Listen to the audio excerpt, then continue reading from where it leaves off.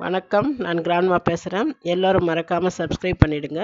குஜராத் மாநிலத்தில் ஒரு கிராமத்தில் ஒரு மசூதியில் கடந்த 44 வருடங்களாக விநாயகர் சதுர்த்தி விழா கொண்டாடப்பட்டு வருகிறது.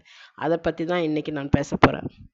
1961ஆம் ஆண்டு பலத்த மழை பெய்தது. அப்பொழுது அணை உடைஞ்சி வெள்ளம் வந்துடுச்சு. வெளியில் இருந்த விநாயகர் சிலை வெள்ளத்தில் முழுக தொடங்கியது. கிராமத்தில் இருக்கும் இஸ்லாமியர்கள் மசூதிக்குள் விநாயகர் சிலையை வைக்க சொன்னார்கள். இதற்கு எல்லோரும் சம்மதம் தெரிவித்தார்கள். மசூதிக்கு உள்ளே விநாயகர் சிலை வைக்கப்பட்டது.